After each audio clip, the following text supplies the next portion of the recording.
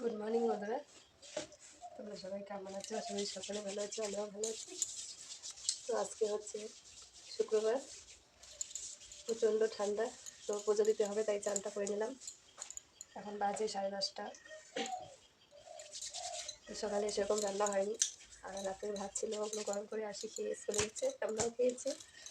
তো এখন চান করে পুজোটা দিয়ে রান্না বসাবো। আর সকাল থেকে কোনো ব্লগ করিনি। তোমরা সবাই ভালো থাকো, সুস্থ থাকো। কালকে তো বোন চলে গেছে, ভিডিওটা এখনও দেওয়া হয়নি। ও এসেছিলো, সেটাও দেওয়া হয়নি, চলে গেছে, তাও দেওয়া হয়নি। তো আজকে ব্লগে তোমরা দেখতে পাবে। প্রচণ্ড ঠান্ডা লাগছে, প্রচণ্ড।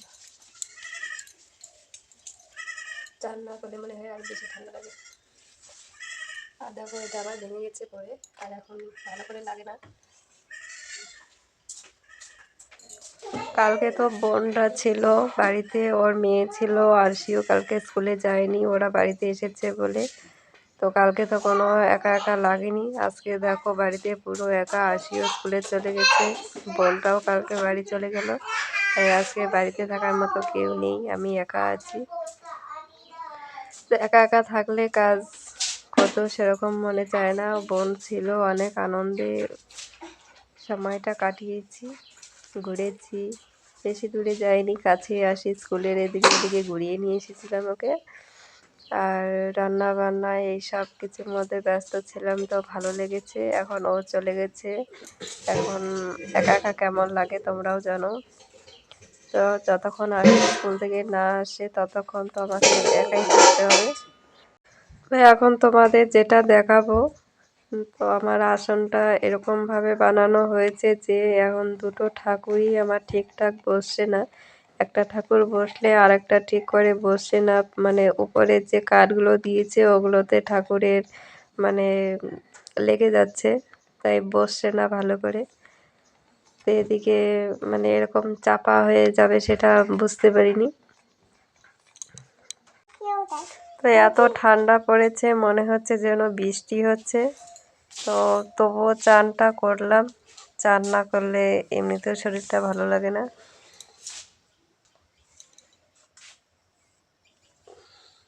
দেখো, চাদরটা গায়ে দিয়ে নিলাম, কারণ চান করেছি, ঠান্ডা লাগছে প্রচুর। এখন পুজোটা দিয়ে রান্না করব। আশির বাবা মাঠে গেছে, আমাকে বললো পান আর সুপারি নিয়ে যেতে।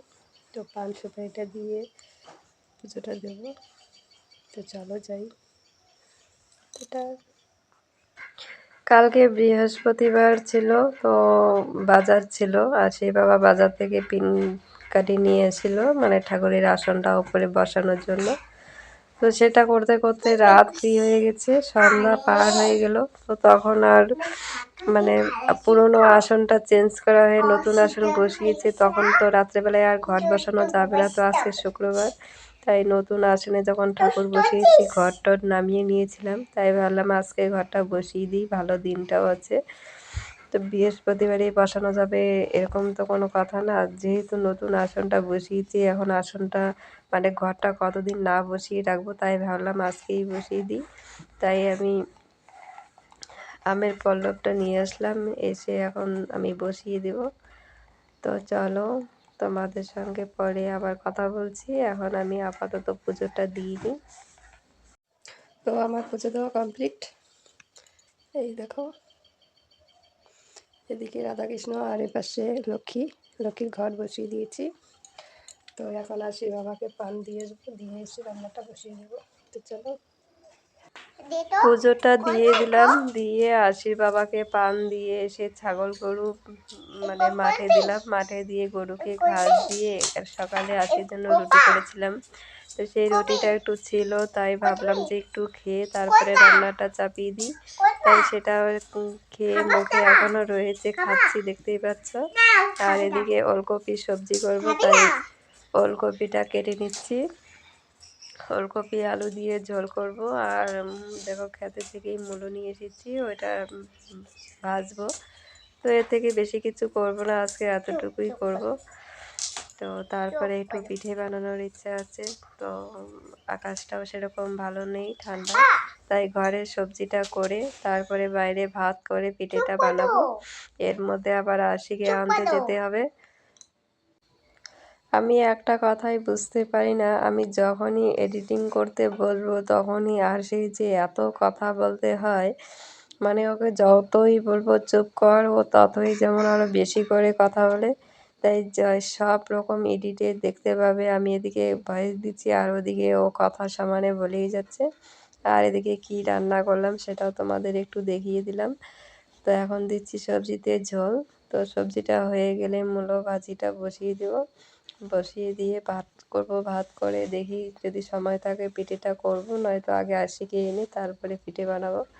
তো চলো টাটা। তো বন্ধুরা এখন যাচ্ছি স্কুলে আশিকে আনতে। তো একটু দেরি হয়ে গেল, রান্না করছিলাম, তো ভাতটা নামাতে নামাতে একটু লেট হয়ে গেল, তো ওদিকে ছুটি হয়ে গেছে। তো এখন যাচ্ছি, হয়তো সবাই বেরিয়ে যাবে, ও একাই থাকবে স্কুলে। তো চলো যাই, পরে কথা বলছি। তোমাদের আরশির ছুটি হয়ে গেল, এখন বাড়িতেও চলে যাচ্ছি, দেখতে পাচ্ছ। তো কদিন থেকে আরশিকে বেশি আমিই নিয়ে যাচ্ছি স্কুল থেকে, তো আসছে না, তাই না? পাপা কই? খেতে গেল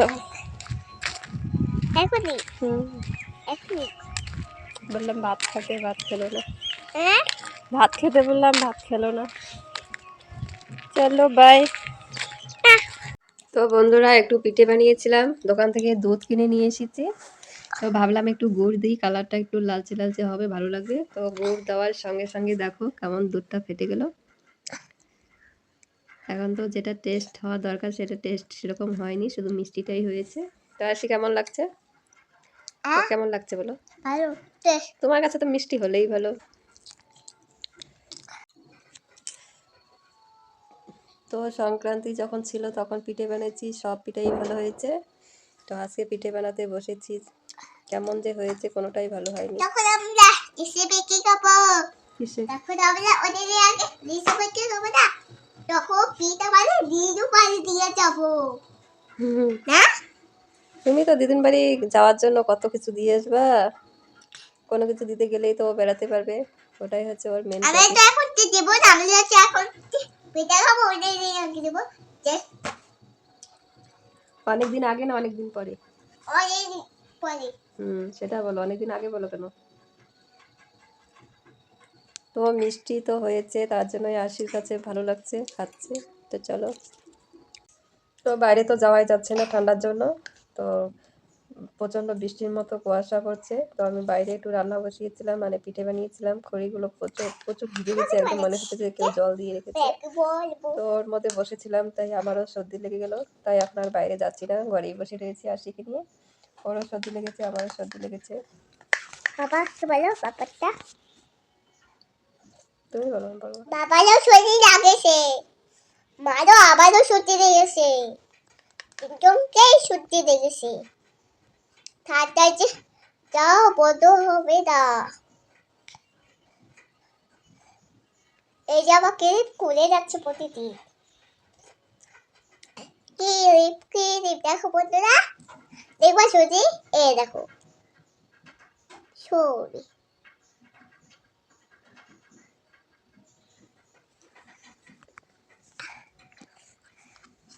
ঠান্ডা দেখো, সোয়েটার পরেছি, চাদর পরেছি, তবুও ঠান্ডা, তবুও সর্দি লেগে গেল। তো এখন ঘরে আছি, তাই আমার একটু কম লাগছে, কিন্তু বাইরে যতক্ষণ ছিলাম ততক্ষণ শুধু নাক দিয়ে জল পড়ছিল। আমারও ঠান্ডা, আমারও নাক দিয়ে জল পড়ছিল। তো আশিকে বলেছিলাম আমি এদিকে কাজ করতে, তুই ছাগলগুলো ঘরে নিয়ে আয়, যে ওদেরও সর্দি লেগে যাবে। তো বড়টাকে আনতে পেরেছে, কিন্তু খাসিটাকে আনতে পারেনি, কারণ খাসির গোছও ওঠাতে পারে না। আর ও তো খাসি তো প্রচণ্ড ঢিসায়, তোমরা দেখো ভিডিওতে কীরকম করে উপরে উঠে যায়, তাই আশি ওকে আনতে পারিনি। পরে এদিকে ভালো খড়ি চুলায় দিয়ে যাতে আগুনটা নিভে না যায়, ওরকম করে আমি দৌড়ে গেলাম, গিয়ে নিয়ে আসলাম। চলো টাটা।